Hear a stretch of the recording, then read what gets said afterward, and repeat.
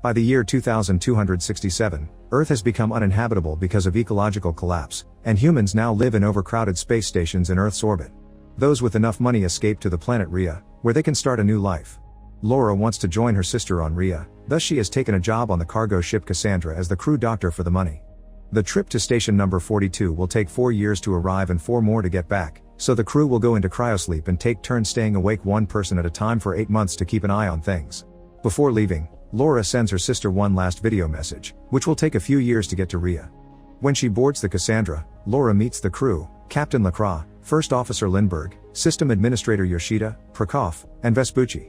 There's also Decker, a sky marshal sent by the government because lately ships have been under attack by the radical Neo-Luddite group Machine Strikers, who are against living inside machines. Their leader Bruckner is still on the loose after he bombed a few stations, so they have to keep an eye out for him.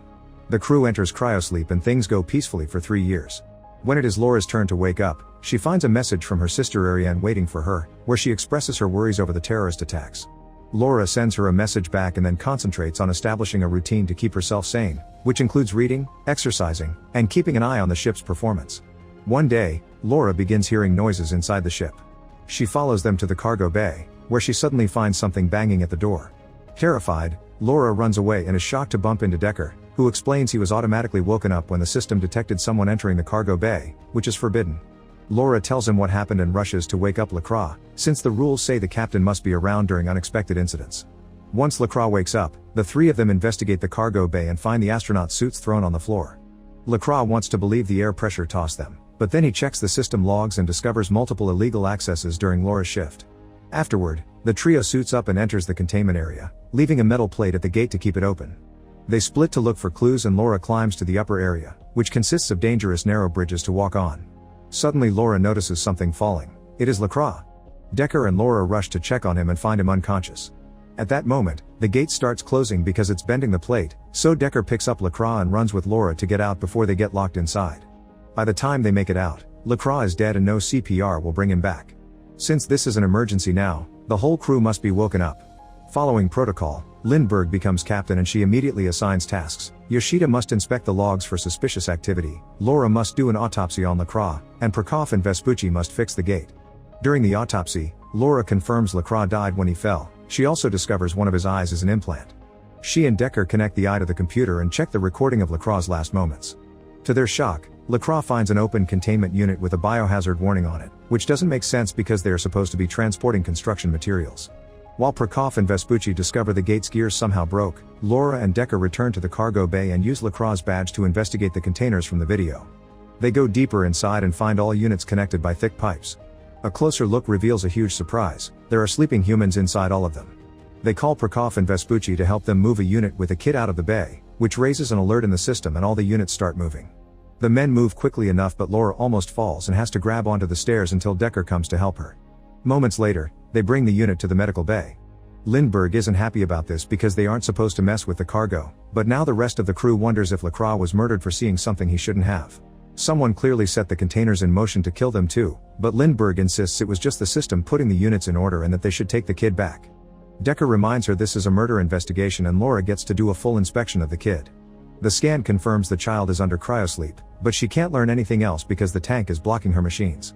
Laura asks Decker for help and he uses a special program that will open the unit's digital lock in a few minutes. While they wait, Laura tells him about her sister in Rhea, and Decker kisses her. Meanwhile, Lindbergh asks Yoshida to investigate Decker, thinking there's something wrong with him. At the cargo bay, Prokop and Vespucci begin hearing weird noises coming from the inside. Once the container is finally unlocked, Laura takes a closer look at the kid and discovers there is a perfected virtual reality connector embedded in the girl's spine, something Laura never saw before. Decker wants to disconnect her, but Laura refuses because it could cause irreparable neural damage. Reluctantly, Decker understands and asks Laura to keep this secret for now. Afterward, Laura sends another message to Ariane, telling her about her findings and complaining about how long messages take to arrive. In the meantime, Yoshida tries to access Decker's file only to get blocked out. 20 minutes later, Laura is surprised to get a message from Ariane back so soon. Confused about what's going on, she confronts Decker and asks him why he wants to keep secrets and why he knows how to open the units. Instead of replying, Decker kisses her, and the two of them end up getting frisky. A few hours later, Lindbergh calls everyone to the deck and informs them that Yoshida discovered someone manipulated the cryochamber's logs. It turns out Decker had been woken on regular basis, but Decker just says it is part of his duty to check on the ship periodically. Lindbergh suspects him to be Lacroix's killer and tries to arrest him, causing Decker to try to defend himself. Yoshida and Vespucci manage to overpower him, but in the struggle Decker gets hurt, and Laura asks them to bring him into the medical bay to avoid blood contamination. Laura takes care of Decker's wound while ignoring Decker's attempts at chit-chat, and before she leaves, Decker confesses they aren't going to station number 42, they're actually going to Rhea. Afterward, Decker is put back into cryosleep. In private, Laura asks Yoshida to check the ship's destination. Yoshida confirms they aren't going to station number 42, and since it's impossible to change coordinates after the flight already began, it means this was planned from the beginning. When Laura brings up her messages arriving quickly to Rhea, Yoshida points out Lindbergh is lying to them since she should know the coordinates. Afterward, Yoshida goes back to her computer to see if she can find out more. While Laura has a drink with the guys, she notices the power fluctuating and worries about Yoshida, so she goes to check on her. Unfortunately, Yoshida is already dead. Upon hearing this, the crew immediately goes to check on Decker and discovers he's escaped the cryopod. The logs indicate someone left him out. The crew gets armed and goes looking for Decker. Laura and Vespucci go to the lower deck and find an open duct, which makes them think Decker escaped through there. Vespucci goes to the other side of the vent while Laura climbs this end, and she ends up finding a secret chamber full of trash. Suddenly she's attacked by a man and in the struggle, Laura shoots him. A closer look reveals this guy as the terrorist Bruckner, and there's a box with his belongings nearby.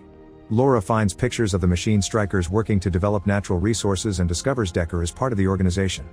There's also a tablet with a video showing that the machine strikers are growing food on Earth thanks to greenhouses and are purifying their own water, so there's no need to leave the planet, they just need to make an effort to clean it. Then Laura is startled by Vespucci, who informs her they've found Decker. Everyone returns to the deck and Lindbergh orders the guys to hit Decker to make him talk. Decker explains Rhea is just a simulation and the people in the containers are being used as neural units. The government is lying because if people knew parts of Earth are habitable again, the system would crumble. Decker admits Bruckner cracked up and killed Lacroix, but not Yoshida. Vespucci and Prokop take Decker away while Lindbergh asks Laura to finish with the kid in order to send her back to the cargo hold. Lindbergh also wants Laura to go back to cryosleep, promising to take over her shift. Getting suspicious, Laura takes out her gun but Lindbergh beats her to it and ties her up. Lindbergh explains that settlement on Rhea actually failed, and the simulation is only temporary until they manage to find a new planet to terraform. This simulation allows people to stay alive with hope, and Lindbergh won't allow anyone to get in the way, so she'll kill Laura and Decker with the excuse they killed the captain. Meanwhile, Vespucci and Prokop take Decker to a random corridor and demand to know everything. When they hear Lindbergh knew all along, they go back to capture her and put her into cryosleep. Vespucci tells Prokop they should connect themselves to Rhea because a simulation is still better than this crappy life they have. In the medical bay, Laura manages to start safely waking the kid from the unit. Decker apologizes for lying and asks for her help. Laura accepts as long as he rescues her sister from the simulation. Afterward, the crew makes a plan. They'll finish their trip to station number 42 because that's where the simulation is kept, so Decker will connect Laura to the system in order to send a message with the truth to Earth. Then they'll blow up the antenna. For the next few days, Decker and Laura spend their private time together, and Decker tells Laura how nature has reclaimed every spot on Earth. When they finally arrive at station number 42, they delay the delivery of the cargo, which gets them 30 minutes to pull off the plan. Laura discovers the child is awake and wandering, so she has to quickly take her back to her room to keep her safe. Prokop and Vespucci secretly work against the plan because they want to connect themselves to Rhea, and to do that they'll need Lindbergh's badge. Vespucci burns his hand with cryoliquid to retrieve it from the tank while Prokop reprograms the unloading of the cargo to 10 minutes instead of 30. Next they use the badge to access the units and disconnect two people to take their places in the simulation. As the system gets ready for delivery protocol, it wakes Lindbergh up. Meanwhile, Decker goes on a spacewalk to put the explosives on the station's antenna before he goes looking for Ariane's container, luckily finding it quickly. Laura decides to join him, but her suit begins malfunctioning and Decker has to catch her before she drifts away. Decker explains to Laura that the units can't be just unplugged without killing the people inside, so Laura asks to be connected to the simulation in order to meet her sister and send the message. At that moment, the ship begins delivering the cargo automatically, meaning they only have a few minutes left before the ship begins the trip back. Decker connects Laura to Rhea and Laura is shocked to appear in the most beautiful forest she's ever seen. In a house nearby, Laura reunites with Ariane and her kids and cries over having to destroy their happiness. She runs away into the woods and records a message for Earth explaining the truth behind Rhea, finishing right before Decker wakes her up with bad news. Since the cell unit of Laura's jetpack is broken, Decker gave her his, meaning only she can back into the ship. Laura doesn't want to leave without him, but Decker reminds her she must protect the kid since she's the only proof they have. Suddenly the ship's thrusters are turned on, pushing the duo away from the station. Decker uses this push to let go of Laura and drift away into space. Grieving but determined, Laura uses the jetpack to enter the ship safely right before the station antenna explodes. As the ship goes into autopilot mode to start the flight back, Laura goes looking for the girl and bumps into Lindbergh. A fight ensues between both women, and when Lindbergh grabs an axe, she accidentally breaks a gas tank. Laura uses it to push Lindbergh into an airlock, trapping her there. Then the airlock exit opens and Lindbergh is ejected into space. Afterward, Laura looks for the kid and finds her calmly having a meal. The two of them begin a new routine for the trip back while Laura's message arrives at the stations around Earth, letting people know the truth. Make sure to subscribe and turn on notifications so you can watch more videos like this. Thanks for watching.